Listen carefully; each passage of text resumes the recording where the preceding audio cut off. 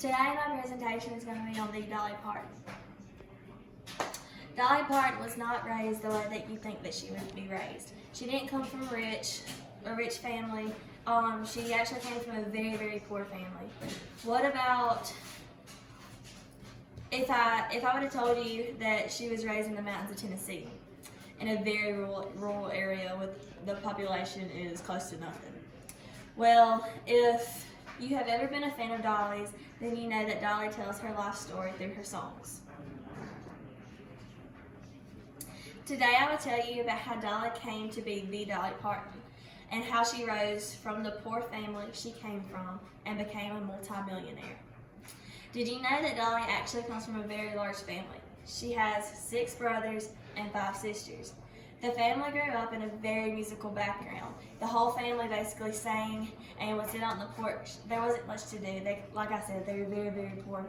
And her daddy actually was the one who taught her how to play guitar at a very young age. And they knew very early on that Dolly was their songbird. The family grew up in the hills of Tennessee, like I said. I've grown up listening to Dolly my whole life, basically, since my whole family is really big fans of hers. Today, I will tell you about Dolly Parton's different songs, her songwriting, and the different businesses that she owns. According to the Billboard magazine, Dolly Parton's most famous song is actually Jolene, which happens to be my absolute favorite song of Dolly's. She wrote the song about a girl who was flirting with her young husband at the bank, and just how that made her feel. This was very early on in their marriage, and she's actually very open about how insecure that she was about it. And so she ended up writing a song about it.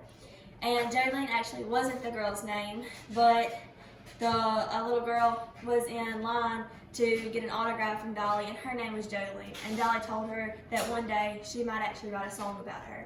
So she named it Jolene because she loved the name. According to Billboard magazine, Dolly revisited this song many times during her time as a performer. Many other singers have covered this song, which has turned into a country music favorite. According to the Song Hall of Fame, Dolly has been writing and recording her own songs since the beginning. Dolly's most famous song that was covered is I Will Always Love You. Who most famously covered it was Whitney Houston. Dolly Parton was actually admitted into the Hall of Fame, the Country Hall of Fame, in 2001. Although Dolly has found herself in the middle of the rich and famous, she has still found time to stay true to her roots and is just as loving as she was before the fame. And a fun fact about Dolly, that she actually has a godchild, basically, and it's actually Miley Cyrus.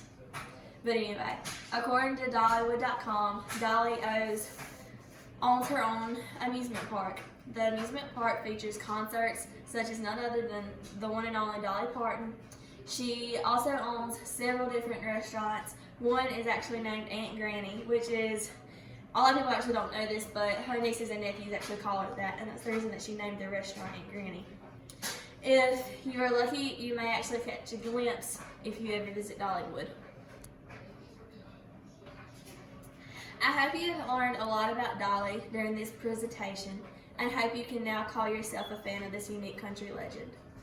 She is a fine example of a rags to riches story, and is no stranger to the real world. Dolly loves with all her heart and sings with all she has. Thank you for listening about my presentation of Dolly Parton.